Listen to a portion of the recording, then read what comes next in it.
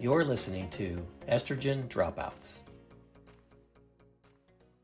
Hey, welcome back to Estrogen Dropouts. I'm your host, Erin. And I'm your other host, Elizabeth. And today we have Samantha Citro Alexander on the show. She is the co-founder and CEO of a food health company, home of the Food Health Score, which is a data-driven nutrition scoring system designed to make food health transparent, measurable, and actionable. She's been featured in Forbes and is a frequent speaker at Food as Medicine summits and national policy forums where she challenges brands and institutions to move from spin to substance and make food health as transparent as calories count. Welcome, Sam. Hi. It's so good to be here with you. Really excited to have you. I'm a big health nut, as Elizabeth is. And so I use, several health apps in the past. So I'm really interested to hear more about your app. I know that you were a former beauty executive. You worked at brands like Clinique and Smashbox, which Elizabeth is a beauty influencer. So she always works with a lot of those brands. But so help us understand, how did you move from the beauty space into, I would call it almost more like data analytics, in the health industry. So how did that happen? Well, personal need is really the underlying answer and family experience. But as I spent more time in food and nutrition, I realized that there are actually so many similarities between beauty and food. When we think about how people shop for both of those things. When you're shopping for beauty products, you're looking for products that are going to make you feel good. You're looking for products that are going to bring out the best in you, that are going to highlight your most wonderful features and maybe hide some things that you like a little bit less. On the food side, when you're buying food, you're trying to buy food that will make you feel good. You're trying to buy food that will highlight the best of your body's features and help you to do things like build muscle and move your digestive system the way that you want it to. And you're trying to minimize food that doesn't make you feel good. And so the habitual nature of how we shop for both of those things is very similar. And they're both staples. Food, of course, is more of a staple because we need it to live. But I think a lot of people feel that way about their mascara and lipstick. And so they hold a very similar place in people's hearts. And when I was in the beauty industry, we were really in the middle of the clean beauty revolution, where small brands started launching without all of these different ingredients that most people didn't even A, know were in their beauty products, B, didn't know what they were, and C, didn't know that they were harmful. And so small brands started saying, you don't want phthalates, you don't want sulfates, you don't want this or that in your beauty product. Buy our product instead. Sephora, after a while, said, we're going to champion this forward and we're going to create a whole section of our store dedicated to these clean brands. And eventually, as those brands started to steal market share from the larger players, then the larger players reformulated and launched new products. And that same thing that happened in beauty while I was in the middle of it is happening right now in food. So the market moment is similar. The consumer need is similar. The work is very different, though. Going from marketing and strategy on a beauty brand to data science and analytics in nutrition is totally new and has taken a lot of learning. Fascinating. I just have a beauty question before we switch gears. All beauty questions. Okay. Fragrance and foundations and makeup. This drives me bananas. I'm like, we know that fragrance is they're hormone disruptors. And do they put it into foundations and products to counteract the strong chemical smell? Or do they think people just want to smell like flowers on their face? It's a little bit of both. So you're putting it in for two reasons. One is because often the raw materials that are used in the foundation it's actually kind of an earthy smell. And for a long time, it turned people off. So they started adding fragrance to mask that earthy smell. And then people grew to like it or become familiar with it, and it became comforting. And so they kept it in. That's fascinating. So Erin and I both really like Jones Road Beauty. But it has, so it's like she's got essential oils or something, and it's like a very spa-like smell.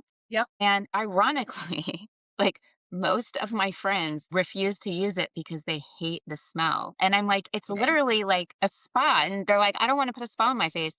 I'm like, it's better than perfume, but they Yeah. prefer the perfume. I know. I know. It's Crazy. well, it's so many things, right? Like the olfactory senses are so emotional. And so a lot of people put on a foundation and it smells like their mom or their grandmother, or it smells like a hug from a friend.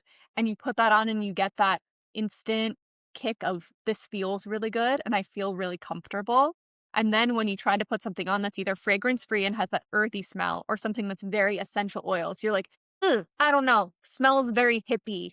I don't think I want Yeah. that on my body, even though that's better for you." Better for you, right? Yeah, I Yeah. think it's just retraining our brains Yep. oftentimes similar to food, because I know that, you can retrain your palate Mhm. uh, with, it takes usually like, I think I've read somewhere that it's like 5 to 7 exposures to a new food or texture to Mhm. actually learn to get used to it. Yep. But, so getting back to nutrition, like what, so I love this like idea of the app to help you. Tell us a little bit more, like what is the app designed to do in like for the average consumer? How are they going to use it in their day to day life? Yep. So nutrition, like beauty, is very personal. So what works for me won't necessarily work well for you. And what my goals are might be different from what your goals are. And when you are diagnosed with a new health condition, or, our app is mostly supporting women who are on GLP-1 medications because it's this huge moment where everything you knew about food and what worked for your body totally doesn't work anymore and you have to relearn. But when you have a moment where you decide that you're going to change the way that you eat, it's really hard to go grocery shopping because you have to learn how to read labels, decode them. You spend hours in the store flipping products over, trying to compare one versus another. They're all screaming protein packed at you. You're like, I don't even know what's the difference between all of these products. And so we created the Food Health app to help you navigate exactly that situation. So you take it to the store with you.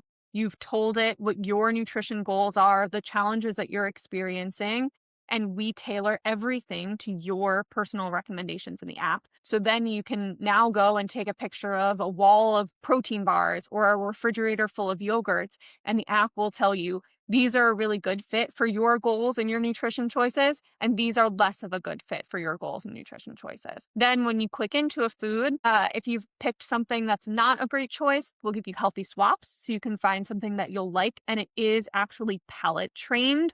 So it won't tell you if I'm looking at potato chips, you should go eat broccoli. It will tell you if you're looking for potato chips, you're looking at these because you're looking for that satisfaction of a fat, a salt, and a crunch. And so here's another option that's going to give you a fat, a salt, and a crunch that's better for you. So they're really smart swaps. And we'll also give you recommendations about how to use and cook the food. So if you've picked up something new, like last week, I discovered edamame pasta for the first time. I had no idea what to do with it. And it gave me suggestions for how to cook with it so that I can integrate it into my daily life. Interesting. Well, so talk to us more about. I want to dive into more about the GLP-1. Elizabeth Sure. and I have both used it for different reasons. Okay. Elizabeth has used it at the therapeutic level for a while, and she wants to ask you some questions about that. Sure. I've used it for the last 6 months at a microdose Mhm. level, more for weight loss, but inflammation support. I had some sinus issues, and it's really helped a lot with sinus inflammation and some of the mast cell stabilization. But so for people who aren't on a GLP-1, they can still use your app though, right? Because Absolutely. okay. But Yes. it is helpful for people because one of the things that I think with GLP-1s that you have to be so careful about is protein, not losing muscle. Mhm. So there are a few things. So to answer your question directly, yes, if you're not on a GLP-1, of course you can use the app. You would just let it know I'm prioritizing high protein, high fiber. I'm trying to reduce sodium, whatever the things are that are important to you, and the app will still tailor to you. The reason why we're focused on supporting people who are on GLP-1s is because so many women in particular are on it. I think the latest stat is 1 in 8 US adults has started a GLP-1 in the last year. And GLP-1s, new research comes out every day. It's fascinating. We have a clinical team. So I have a team of dietitians who are on staff with me, helping me as a lay person to understand all of this new science that's coming out, learning more and more things that GLP-1s are helping people with, which is incredible. But what is, I think, a little bit better studied is GLP-1's impact on your metabolism and digestive health. And so what a GLP-1 is doing really as it relates to your digestion are 4 things. So it promotes this feeling of fullness, okay? It slows gastric emptying, so it slows down how quickly your body digests food so that your stomach feels more full for longer. It reduces the food noise happening in all of our heads, which helps particularly people who have grown up on a diet of hyper palatable foods to change their diet. And then physiologically, it increases insulin secretion and decreases glucagon secretion. And insulin and glucagon kind of work together in our bodies to regulate blood sugar. So when all of those different things are happening nutritionally on the GLP-1, most people eat just less food overall. And a lot of the side effects that we hear about, whether that's muscle loss, bone density loss, hair loss, most of those types of side effects, the longer tail ones, are really just an end result of not eating enough of the right nutrients for your body when you're taking in fewer calories. Does that make sense? Makes perfect sense. Yeah. Yep. Yeah, totally. So I have been on one for a couple of years now, and I've been on like all of them, basically. I've tried them all, trying to find one that works. And semaglutide was terrible for me.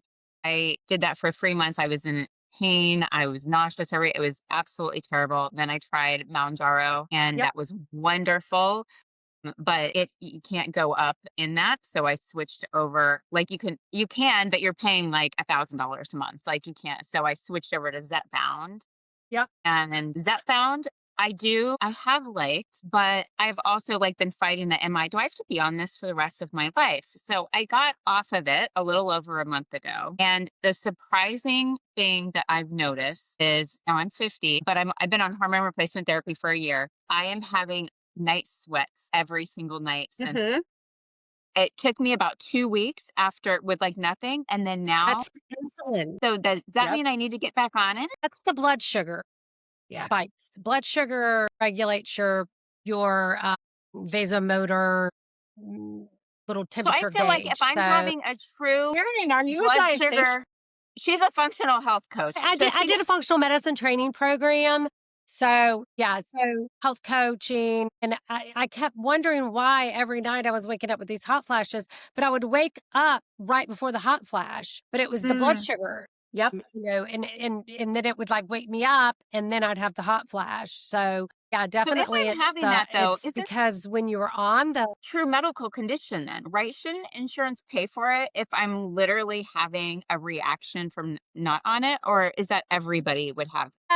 no, they don't care about hot flashes. Your insurance company, they're like, They don't sorry, care. lady, get a fan, turn your AC down, take your covers off. If a man had a hot flash, It's so wrong. yeah, trust me, men, I mean, they don't even want to pay for testosterone for women, which we have more natural testosterone in our body than we do estrogen. Yeah, don't get me started on my rant about like the pink packs or the pink, what? Yes. Yeah.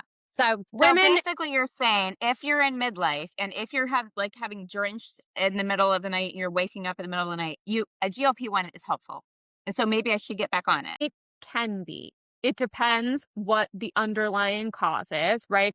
There's a lot happening in our bodies in midlife because all of our hormones are completely fluctuating. You know this, completely fluctuating and changing around. And our bodies are trying to figure out how to re-regulate. Then when you add in HRT, that gives you a little bit more stabilization, which is great in helping so many women. But your body is still trying to mold around that. And so when you add midlife plus HRT plus GLP-1, then you come off the GLP-1, think about the roller coaster that your body has just been on. So you need to give it time to re-regulate. But what Erin's saying is absolutely right. There's likely an insulin response happening because what the GLP-1 was doing was helping to stabilize your blood sugar. And now you don't have that support in blood sugar stabilization anymore. And so you're seeing more of these rolls. So a lot of that can be addressed through nutrition, which is great. But what I'm starting to see people do is addressing those nutrition changes while they're on the GLP-1 because it can be very helpful and supportive in minimizing the effects that you're having so that you can really concentrate on getting your nutrition right. And then once you start to come off of it, you have that strong nutrition stable base. And of course, you're still going to experience effects from coming off of that medication, but it can be improved. I think that's why GLP-1s can be such a powerful tool for people who are trying to lose weight. It's because when you reduce the food noise and you quiet that, because oftentimes people are just picking something that's fast and easy because they're like, I'm starving. They know they're not starving, right? I mean, none of us in America are probably truly starving if we have a roof over our heads. I mean, I know there are people who have food insecurity. I'm not minimizing that. But most of the people that we're speaking to that have cell phones, that are, going about their day, nobody is starving. Like sometimes, I have to remind myself when I'm like, feel like I'm starving. I'm like, you're not starving. You have enough fat on your body to live off of for a couple days, girls. So just slow your roll. But so when you do reduce that food noise, and if you use your app so that you're personalizing it, like this is how much protein, if I want to meet this goal of, reaching this body fat level or whatever your goal is, then they can make those changes that then they can then implement, like you said, then they'll have that strong foundation. And Yep. then they can continue to keep the weight off if they choose to come off of the GLP-1. But I think that's what the key is like really making sure that you're working on your nutrition foundation. So tell us a little bit about like, what do you consider nutritional fundamentals, like for people, for women in midlife especially? Yeah. So I don't think that my nutrition foundation philosophy is life-changing or revolutionary in any way. It's going to be things that you hear all the time that are actually quite hard to implement because of the way that our food supply looks. And so it's ensuring that you're getting enough high quality protein. And what I mean by high quality protein is you want to make sure that you're getting complete proteins. So you're getting all of those amino acids so that your body can work to create muscle. Alongside that, you want to make sure that you're getting enough fiber. Most of us are not getting enough fiber, not nearly enough fiber, maybe half of what our targets are for the day. And when we think about getting enough fiber, you also want to think about the quality of that fiber in the same way that you're thinking about quality of protein. So a combination of soluble and insoluble fiber. I think what has happened in our food supply, if you walk into any grocery store, everything has protein and everything has fiber, but that doesn't mean that the quality of the protein or the quality of the fiber, or kind of the combinations of types of proteins or types of fibers, is right. Yeah, I just You're saw a still cereal most advertised. Sorry, I just saw a cereal advertised with 14 grams of or protein and like 10 grams of fiber. I'm like, how can a cereal have 14 grams of protein? Like that doesn't make sense to me. But yeah, so that's what you mean by complete. Like it's not like grass-fed beef, that would be complete. But 14 grams of protein and a cereal is not complete. It just depends. I don't know what the protein source is in the cereal. It might be complete. It depends how they're fortifying it. And then on the fiber side, I mean, that's kind of easier to understand in terms of the basic ingredients of a cereal, but they're still probably fortifying that with something. And so you want to understand, are they fortifying it with soluble or insoluble fiber? And do you get both?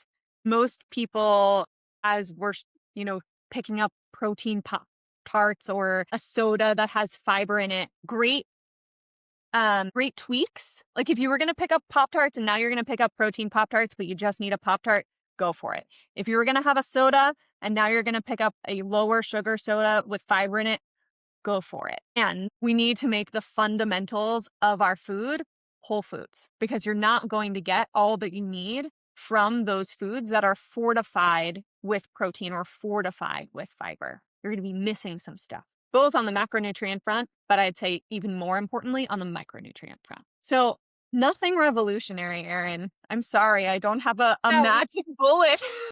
I Well, I wish I think did. that's the thing is that what it boils down to, it's the fundamentals that everyone, it's like Fundamentals. getting enough protein, getting enough fiber, which Elizabeth, little side note, we talked about this in an episode. I don't remember which one, but she was doing a cup of beans a day challenge that was I'm on back on it. I'm doing it again. 2 cups. I started. I'm 2 days in. two cups. And now did little mason jars, and I got them all so that I have no reason to fail on it. So doing 2 cups a day of bean. I'm eating anything else you want, but you're supposed to also be adding 2 cups of beans. 2 cups of beans a day. Yeah. Yeah, I was like, On when top she of told me, whatever else you want. yeah, but when she first told me that she was doing it, I was like, I don't know if I'd go straight from not eating beans every day to eating 2 cups because the gas fallout from that is gonna be tremendous because the So I eat beans anyway, so it's not a big deal for me. Okay. But if you're a listener that doesn't eat beans, yes, work your way up.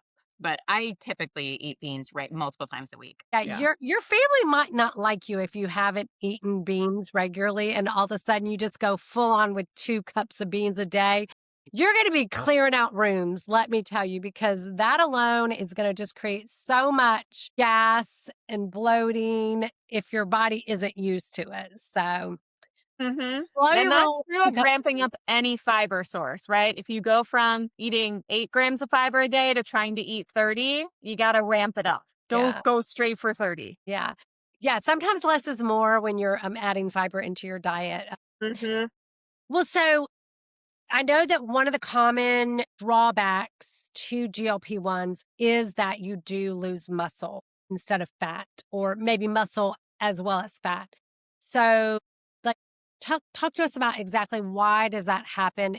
Is it basically boiled down to not having the fundamentals of nutrition, or is it a little bit more complex and nuanced? So, anytime you lose a large amount of weight in a short period of time, whether that's through regular diet change, bariatric surgery, GLP-1s, you're going to lose lean mass. And lean mass can be muscle, it can be bone. There are multiple components of lean mass. It's just going to happen. What you want to do is minimize that as much as you can and try to keep building lean muscle while you're losing weight. That's what will help you to minimize it. To build lean muscle while you're losing weight, again, fundamentals, you want to be eating enough complete digestible protein sources. Digestible is also really important. You may be hitting 150 grams of protein a day, but maybe only 90 grams of it are fully digestible.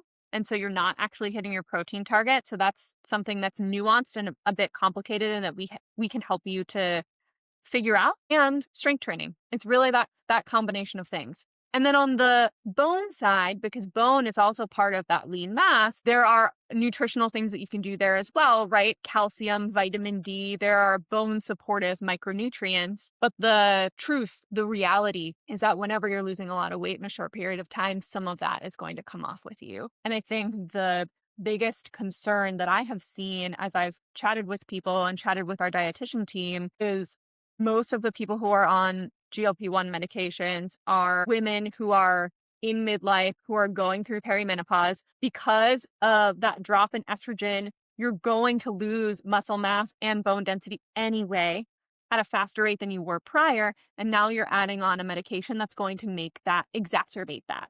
And so you really want to combat it as much as you can with lifestyle change. So your app your app tracks this, or like it tells us exactly what we need as far as protein and all of So that. we'll help you set a goal up front of how many grams of protein and fiber and those types of things that you should be eating a day.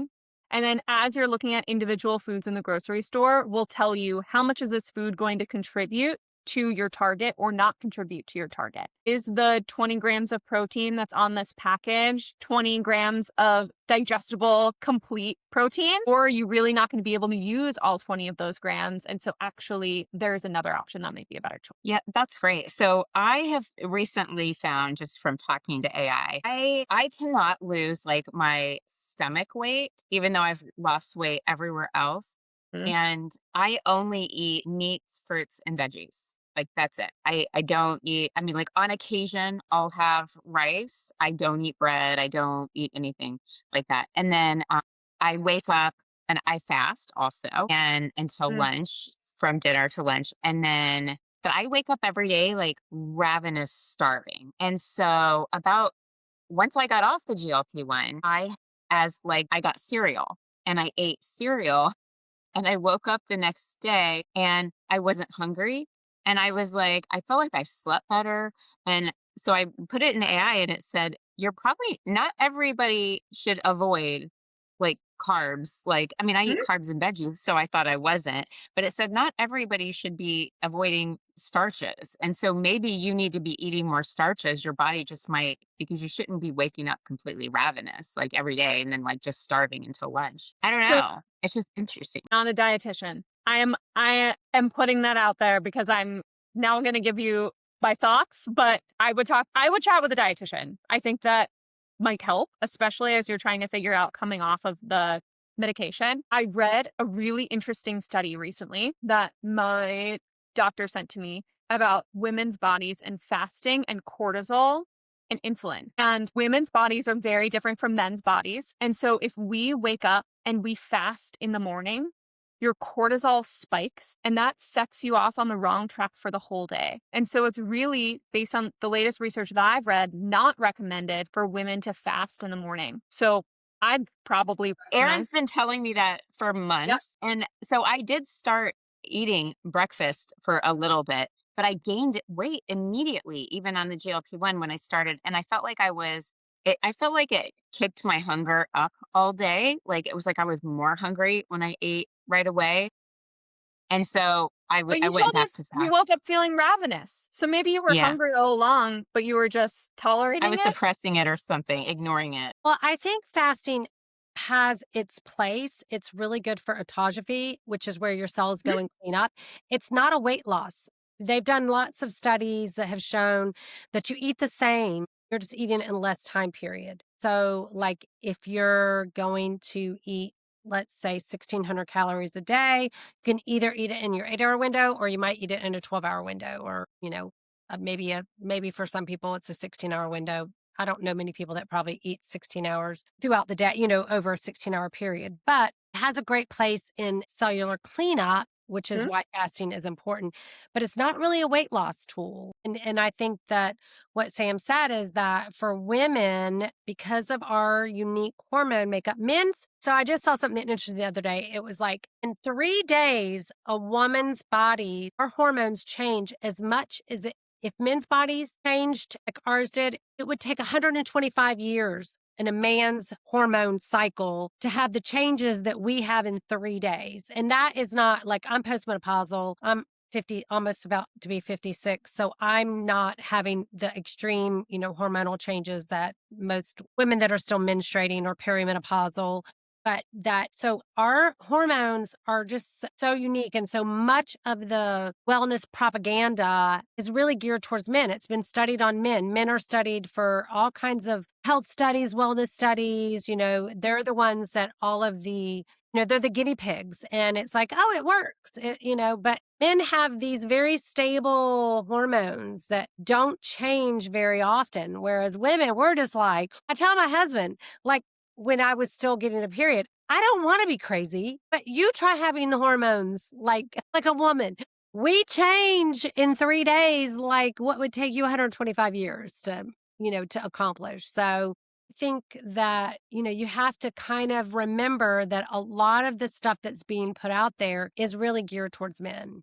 Mhm. And I think like Sam said, starting off with a protein filled breakfast, some complex carbs, good hydration sets you up, I think, for the day of eating well because you do get those cortisol spikes. That's why people that drink coffee first thing in the morning before they've had any food, it just raises cortisol. Cortisol is belly fat.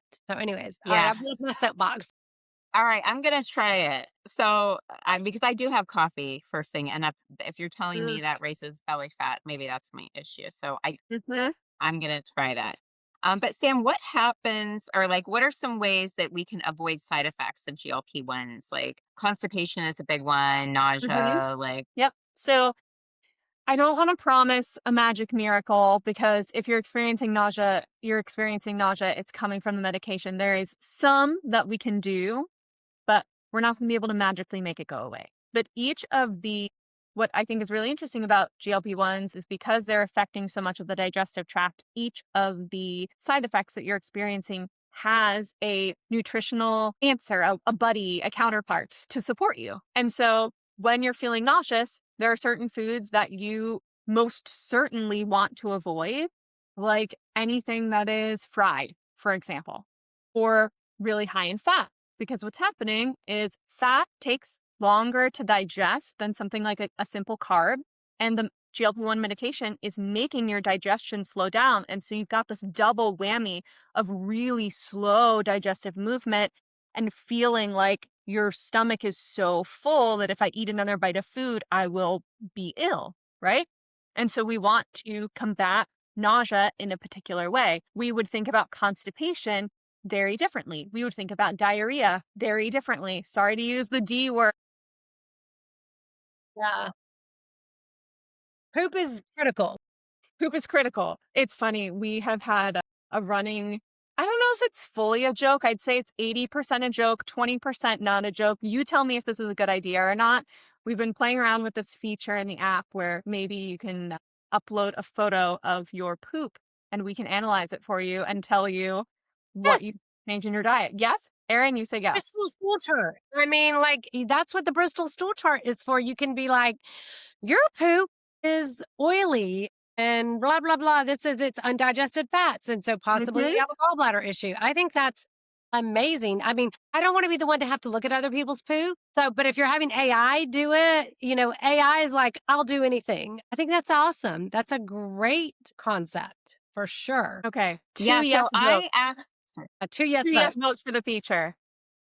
Yeah, Okay. I asked AI about because I was like, "Oh my God, do I have parasites?" Because I saw something like stringy off my poop and I was like Oh, full on panicking. It was mucus. yeah. And apparently that's common. Like, but I was like having a full blown Your whole like digestive tract is lined with mucus to help. Mhm. But it can be also if it was like digested fat in your poop or something. Yeah. But okay. So which that's I mean, we all have parasites probably anyway, and so it wouldn't be like so strange to poop one out. But just because I was like, "What is that?" Like, I mean, it wasn't like super long. It was just like kind of stringy. I was like, "What is happening?" And so then I of course went right into AI. I was like, "What?"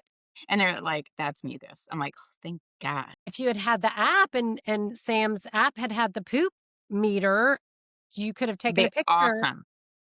and Could have told you how to change what you were going to eat for the week. yeah. Yeah, or if it was good or bad, because I just felt relief that it wasn't a parasite. I have no idea if it's good or bad or what, or like, should I have relaxed or not? I did relax because it wasn't a parasite, but should I have? I don't know. Yeah.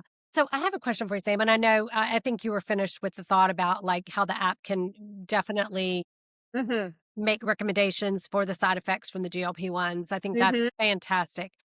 This is kind of like, what is the biggest like surprise that you from switching, from the beauty space to the nutrition wellness space, like about our food supply? Like, what were you like, oh my gosh, I cannot believe this is even happening in America? I wish that I could tell you that it was just one thing, but there are so many things. And last year, we were able to run this huge study with a company called Nielsen IQ. They have a bunch of data about what people buy. And we used our rating system that scores food. So that's a component too. That's kind of how we tell you, is this a good fit or not a good fit? So we took our base algorithm, which is what do you need to eat to be baseline healthy, assuming that you're a generally healthy person to begin with.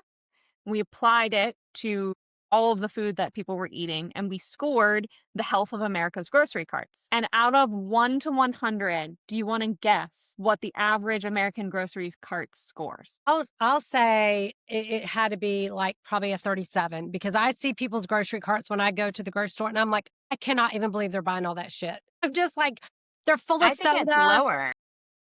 It probably is. I'm being generous. So It's not quite that low, but it's close. It was a 48.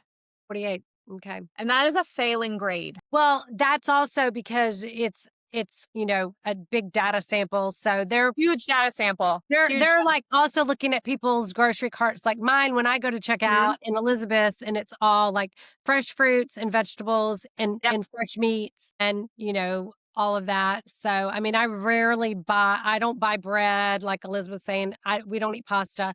I have a 23-year-old that's living back at home that just graduated from college, and the boy eats a lot of rice, but he works out really hard. He's got about a 6% body fat, I swear. His blood work is perfect. So, but he's a big believer in unique carbs. So And he probably does. he does for sure. But okay, so 48. So that's a failing. That's an F. That's an F. That's an F. We failed.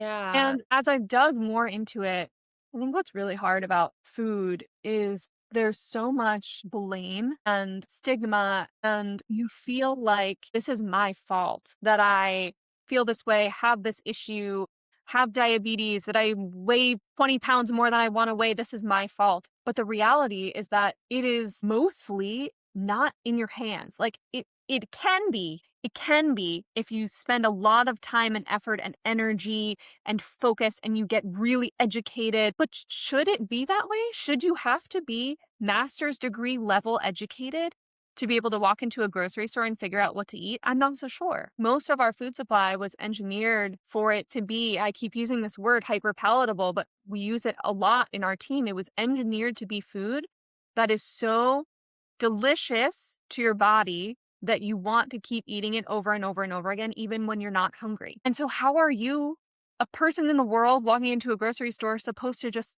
combat that? Right. When that's what our palates have been trained on from youth. Yes, I've read some really interesting things about Doritos and how they did all this research to figure out what percentage of spices to make it so to hit all the notes so that you can't just eat one. And, so yeah, the average person who works a full-time job, raising a family, lives in this world with so many things that we're having to do. Yeah, you can't go into the grocery store and I mean, you have to be a very conscientious consumer and really be focused when you go into the grocery store to not get that easy, fast things. I mean, I try to buy nothing in a box if I can. I make everything from scratch. But Elizabeth and I were both stay-at-home moms for years. So we definitely had more of the time to be able to do that than other people. Yeah. It's so hard. So it does make it difficult for the average consumer to just walk into a grocery store and have a really easy time picking groceries that are, going to give you the best health. So I love the app, the idea of having, something that basically is going to be where you're, especially the fact that you said you can take a picture and it can kind of pick out from the picture, which a lot of apps, you have to scan every, individual. This got a 43. Oh, this got a 60. Okay. And they don't offer you cleaner swaps. So I love the picture.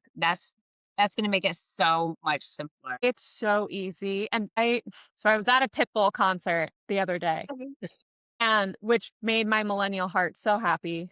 And Pitbull said something that really stuck with me, which is that the time is the most precious resource that we all have. It's something that cannot be created. Wealth can be created, other resources can be created, but not time. And my goal in developing this app and sharing it with the world is that I can save people time trying to make the right decision. So when you go into the grocery store, you don't need to spend 2 hours. You can spend 20 minutes. You can quickly take pictures of aisles. We'll do all of that thinking and calculating and tabulating for you and help you to make trade-offs that then make you feel really good. And because you feel really good, you again have more time because that's less time spent worrying about not feeling good or dealing with symptoms and side effects and issues. And that time you can go spend with your friends and families and loved ones and doing the things that are really important to you. So my ultimate goal is to help give you time. I love that. So Mr. 505, he needs to get 305. Mr. 305. Mr. Worldwide. 305. Okay, I went to a Pitbull concert about 15 years ago, so I'm sorry. And it was just like, he's a little bit like past my, genre. I'm obsessed. We love Pitbull here. If Pitbull is listening, yeah, Pitbull, come be a brand ambassador for the food health company. Yeah, exactly. I'm with you. Yeah, So I funny. love that. Well, hey, tell our listeners where they can find the app, how they can find the app, and we want them to know where they can get this. Absolutely. And you, like if you have an Instagram page or whatever. Yep. So if you have been listening and this sounds interesting to you, you can go to the App Store or the Play Store and download the Food Health app. It'll say Food Health, your grocery guide. And for you all, I brought the code is dropouts. And with that code dropouts, you'll get your first month free. So check it out, spend some time. If you love it, I want to hear about it. If there's something you don't like about it, I want to hear about it. Please reach out. We are constantly trying to make this better and to serve you. And then if you are interested in following along like my life and content, I'm on Instagram at Sam Talks Food. Okay. I'm so excited. I'm definitely going to try it out. I could use the support, so I'm looking forward to it.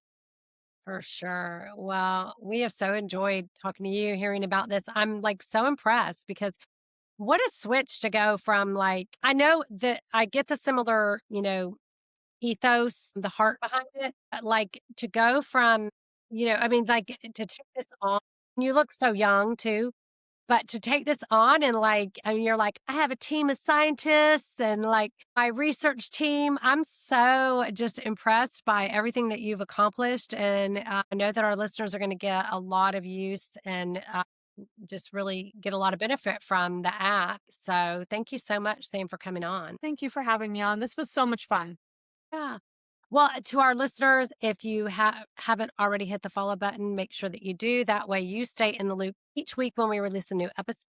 And you can follow us on Instagram, TikTok, and watch full versions of our podcast on YouTube. And we will see you next week. Have a great weekend. Bye-bye.